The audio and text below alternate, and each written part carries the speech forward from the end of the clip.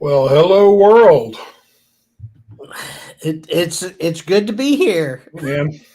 How Yeah, are you?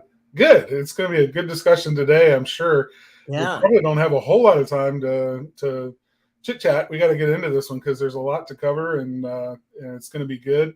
Talking about making sure that your website is optimized for mobile and that the user experience for mobile is top notch. And this is still an issue even after.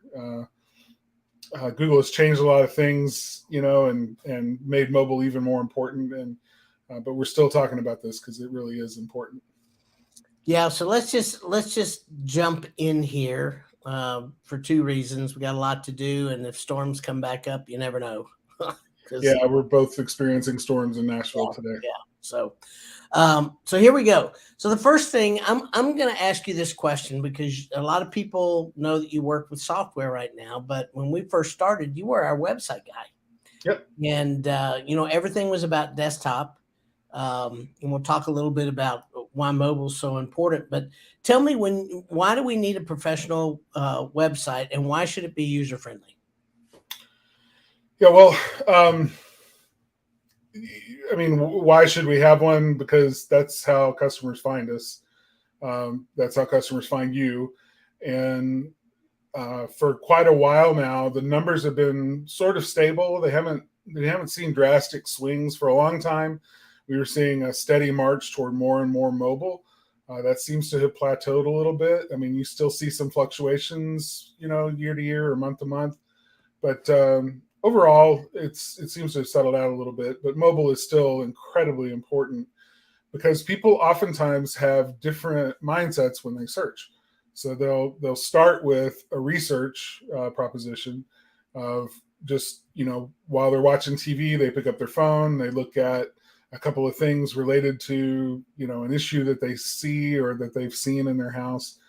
They're not really looking to take action right then. They're just sort of fact finding and gathering information. And then a lot of times they'll do that on their phone. And then eventually they'll sit down to actually book, and they'll look at reviews, and they'll do the whole thing. And they might not be at their phone at that point. They might be on a desktop or, in another type environment doing it from work or whatever. So you never really know, but it's important to have a website that functions well on a mobile device.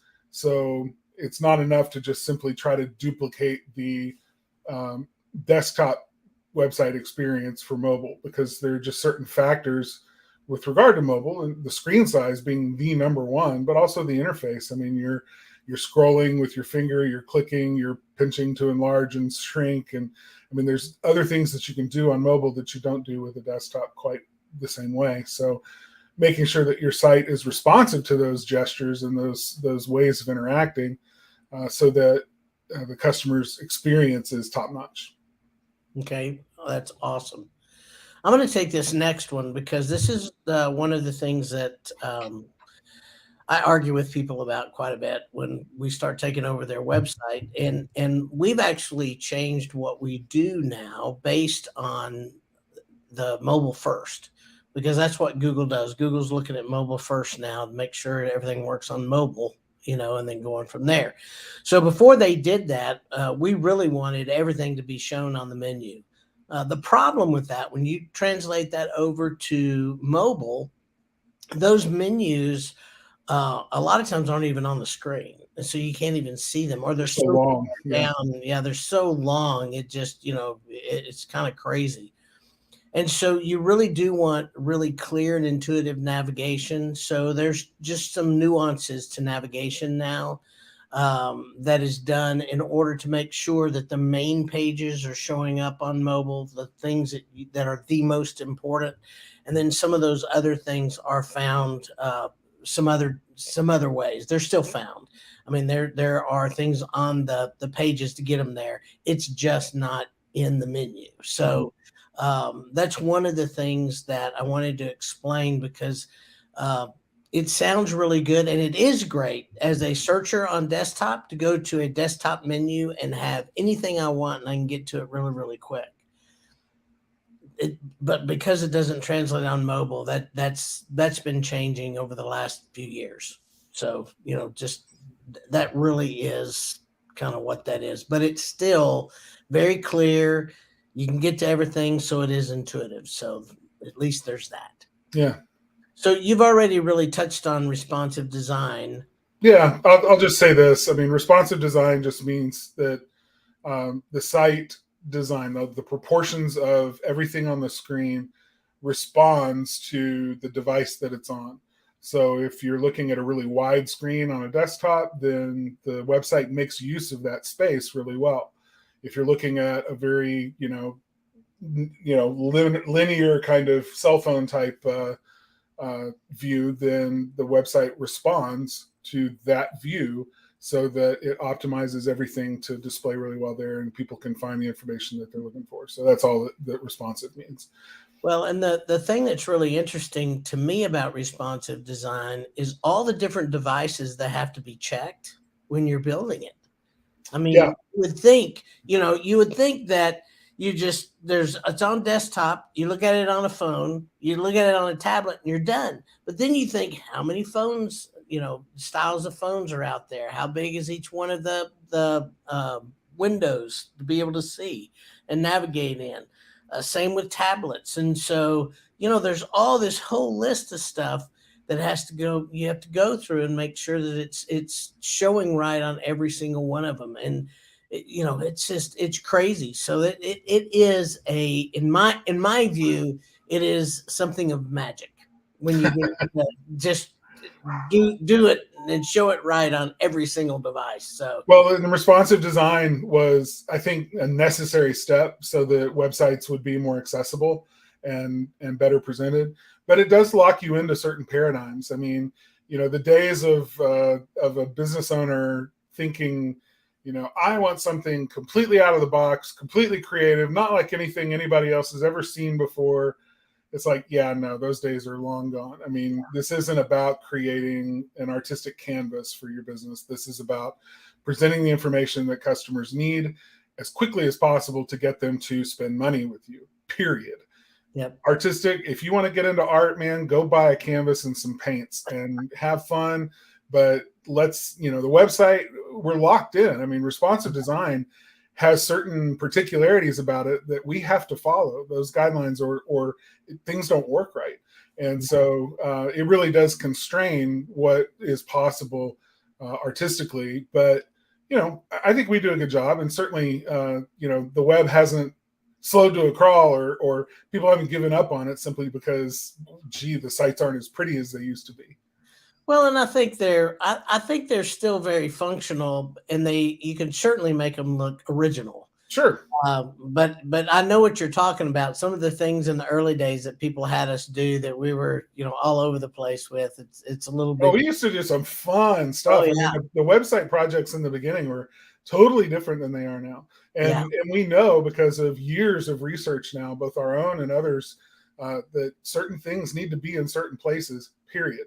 And variations on those factors, you can do it, but it's at your detriment. You're going to see a drastically different user experience and a drastically different conversion result if you mess with those things.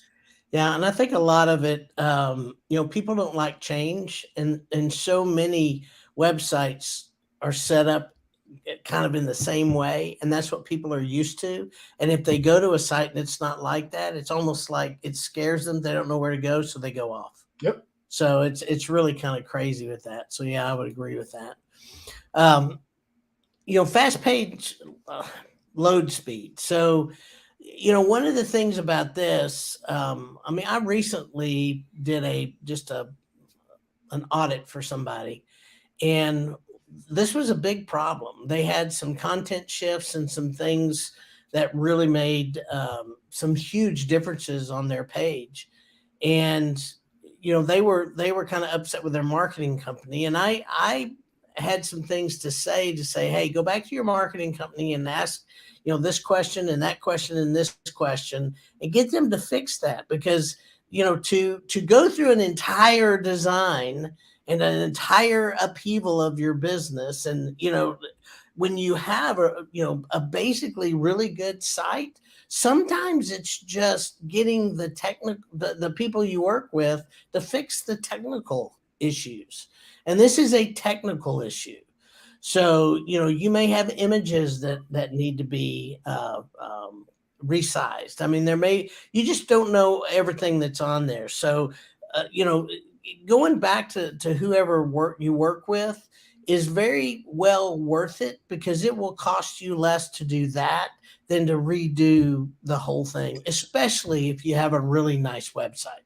That's like somebody in a 20-year marriage going, I'm not happy, and the only way I'm going to be happy is if I divorce my wife and go find some, really young arm candy. And, 9 times out of 10, investing in what you've already got and figuring out that you're the problem and you need to just, do the necessary things to get things working in your life again, oftentimes causes the relationship to be a lot better. Websites do the same way. Oftentimes what you have is a great place to start. Don't abandon it. Just figure out what's wrong with it and fix it. Yeah.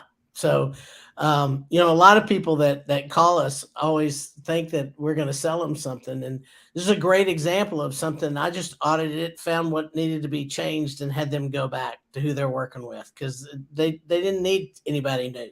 They just needed to get it fixed. So one of those things.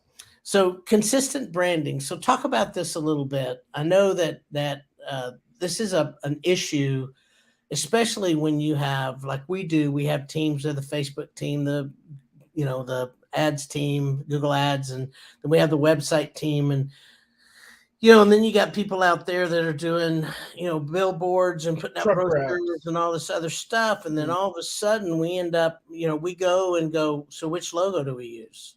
Because we have 5. Well, it's not even just the logo. It's, the whole color scheme, the messaging, oftentimes, we keep fire in its place. I mean, I've seen that on a chimney services website. But that's the only place I've seen it. If you go look at their trucks, it's a whole different message. Well, if somebody sees that truck out and about and sees the message on that truck, a different tagline, and then they go to the website and they're seeing a totally different thing, it's a signal that, am I in the right place? I mean, it throws up roadblocks, just, mental sort of speed bumps that people have to overcome. And instead of spending all their time saying, how do I give this person my money?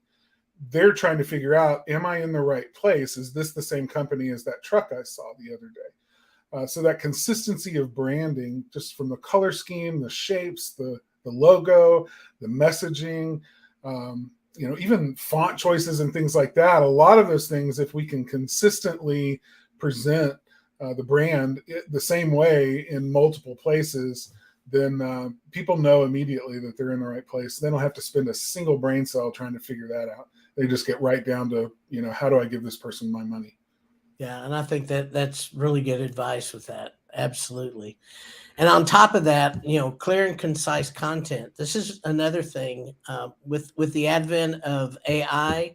One of the big issues that I keep reading about is don't let AI do your writing. And one of the main reasons is because the content is not clear, concise, and a lot of times it's not true.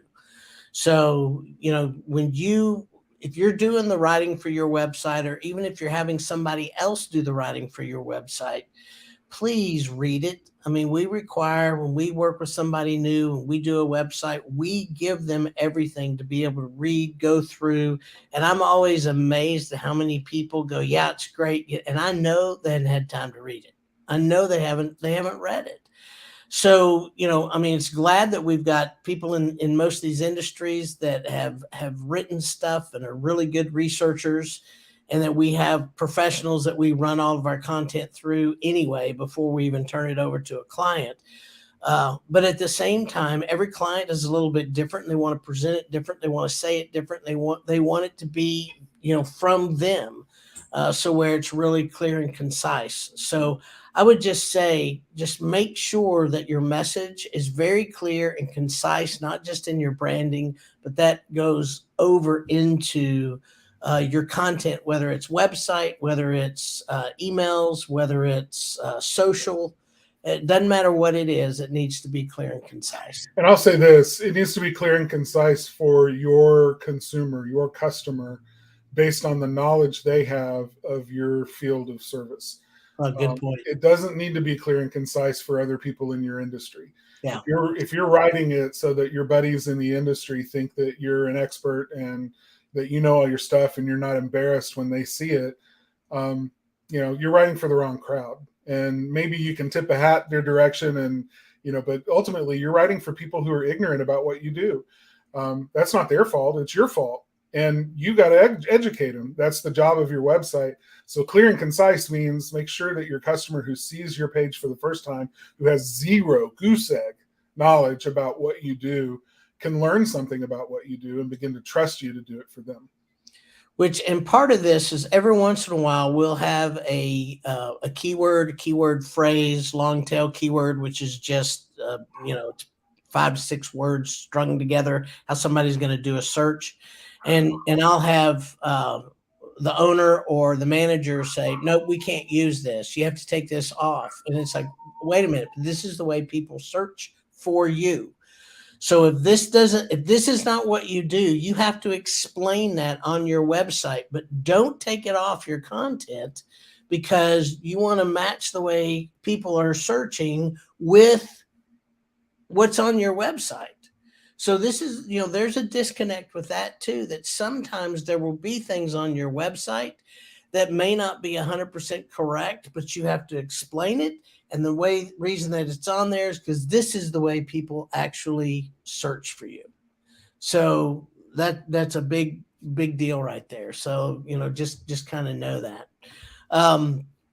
Mobile friendly. We've touched on this again, Carter, that really what happened, let me just kind of explain this. Everything used to be driven by desktop. And then a couple of years ago, Google saw that there was this big advent of more and more people actually getting on the internet and finding things via their phone. Now, if you look at that statistically, the vast majority of those things are things like restaurants, where do you fix your car, the things that people look at to actually locations to go to. So in services, what we find is people that normally get on service on their phone, they're actually in front of their televisions at night. It's really interesting. So just kind of know that's why it went to mobile. So the reason that we want mobile friendly is what Google does now is everything is ranked via mobile. So they look at mobile ranking, they look at that first. And that's what drives everything on the internet is now mobile. So you want it to be mobile friendly. And a lot of that has to do with page speed on mobile. It's, when you're on a mobile data connection, oftentimes it's much slower than the kind of high-speed internet that you would have in your house. So the site loads differently on mobile. It loads slower on mobile. Good chance anyway that it will load slower on mobile. And take longer for it to actually, resolve on the screen and show people the first bit of information that they came to see. So all of those factors go into what we mean by mobile friendly. It's designing the site intentionally, technically, in a way that really favors mobile devices, not just one mobile device. That's another problem is we look at it on our one phone, maybe you're an Apple person or an Android person. And so you look at it on your device and think that the whole world is going to have that same experience. Well, are you looking at it in this orientation, or are you looking at it in this orientation, or, how are you, looking at your website? And you have no idea what device and what orientation someone else is going to use to see your website for the first time. So it really does benefit you to have professionals involved in the design process that anticipate those differences and make sure that it's friendly, no matter, who the visitor or what technology the visitor is using to view your site. They're going to have a good experience. Yeah, I think that's really good. Really good. Talk a little bit about accessibility. People don't understand what that is. It kind of goes hand in hand with what's, we need to include that when we talk about mobile friendly, when we talk about user experience. Accessibility just means, there's certain people in the world who we forget about a lot, but are worth remembering. And those are people who are sight and hearing impaired. And if someone comes to your website and they're using a screen reader because they can't see your website, like visibly actually read the words on the page, they're using assistive technology that's either baked into their phone or they have on their computers that helps them by reading the information out loud to them audibly. Um, you know, the code in the website, I mean, it might look like this thing up here is at the top of the code, followed by this box with this image, and then this thing. But in the code, it might be that this thing down at the bottom is first, and then this thing, and then the very top doesn't actually show up in the code until the very bottom of the code. Well, the way that a screen reader looks at it is based on the code, not on the visibility part of the way that it draws it. And so it may be presenting information to the customer that they can't make heads or tails in. It's like jumping into the middle of a movie and trying to figure out where you are, what's going on, who the characters are, what the story's about. And, it's very confusing. And so accessibility just means not only have you designed the site for people who, are normative with regard to hearing and sight, but it's also a good experience for people who are impaired in that way. So there are certain requirements that we're seeing more and more, and we'll get into this later and other things. But it's very important if your web designer, if your marketing company has not talked to you yet about accessibility standards and the importance of that, make sure that you have that conversation with them, because it's becoming more and more of a liability. You need to know, is your marketing company responsible for that? Are you responsible for that? Who makes sure that this happens? And because if there's a lawsuit over accessibility, and I mean like an Americans with Disabilities Act, ADA compliance kind of lawsuit, you better know who to point the finger at. Yeah, no, that's good. That's really good. So, search engine optimization, also known as SEO, there are lots of different types of search engine optimization. So, let me just explain this really quickly. On-page optimization is what's written on the page. I kind of covered that before when I was talking about keywords, keyword phrases. That's where you want when somebody puts in the search bar, and pretty soon it's going to be put in a question and AI, and so it marches, either matches an answer or picks up the search in the content on your website. That is search engine optimization on page. There's off page, which is all about listings and management and making sure that name, address, phone number is correct, mainly for your consumers, really more so. The search engines normally can figure this out pretty easily, but sometimes it really confuses your consumers if it's not correct. So that's that. Then there's local search, which is part of the map search, optimizing the map, optimizing your categories, all that. And then there's something called SEM, which is search engine marketing, and that's your ads. So that's Google local ads, if you qualify for those, AdWords, sponsored ads, those kind of things. So those are the different types of things that people that I don't think SEM falls under SEO, but I see a lot of people putting it under there, because if you optimize your ads and do your ads right and get them seen, that they're really at the very top of the page. And so, people just kind of throw that in as SEO, which is fine. I'm not going to fight it anymore. I'm just going to explain it from now on. But that's kind of what that is, so that everybody understands it. The other thing I want to talk about is your contact information and calls to action. You need calls to action, CTAs, all the way through your website. I mean, it needs to be everywhere. People need to be able to get in touch with you. Your phone number needs to be in the right upper corner every time. Your phone number needs to be in the right upper corner on every page. I mean, it should be in the header. That's where it needs to be. It can be in other places. That's fine. But I cannot tell you how many times I look at websites. I looked at 2 of them last week, And the very first thing I ask is, how do I get in touch with you? How do I do it? One, I had to go all the way to the bottom of the page, and there's one little bitty phone number in the middle of the bottom of the page.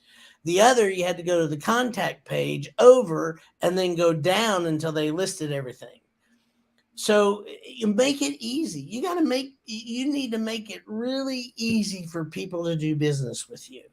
So the way you do that is make sure it's easy for them to contact you, and make sure you tell them what you want them to do. That we all think that people know what we want them to do.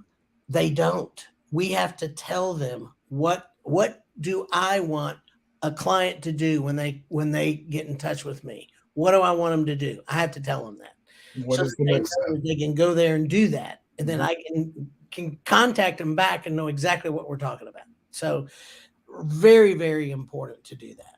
A good rule of thumb for knowing whether or not you've put enough calls to action, and you want that call to action to be consistent too. You can have, if you have 15 different calls to action on your website, like sign up for our newsletter, call us to schedule an appointment, click here to schedule your appointment online, check out our gallery. I mean, you can have all of these different calls to action that can really dilute the strength and power of what you want people to do. Because now there's so many options, they don't know what to do, right? Paralyzation by too many choices. And so a good rule of thumb is keep it, to one or two calls to action on a page, and make sure that your contact information is always visible in the view screen. So if your header stays at the top of the page while you scroll, but that one bar across the top always stays there, great. Put your phone, your phone number needs to go there too, anyway. But if not, then as you're scrolling down the page, you're going to want to make sure that throughout the content, you're placing your phone number and a call to action, a button to call, or schedule an appointment, whatever it might be, to where just about any time someone is looking at the page, whether there's content above it or below the screen, whatever they're looking at right then on the screen has your contact information and a call to action for them to see. If they have to scroll up or down in order to find it, then you need to think about, adding more calls to action and more contact information on your site throughout the page. Yeah, I think that's really good. To me, there should be two calls to action. One is your phone number, and the other is schedule an appointment.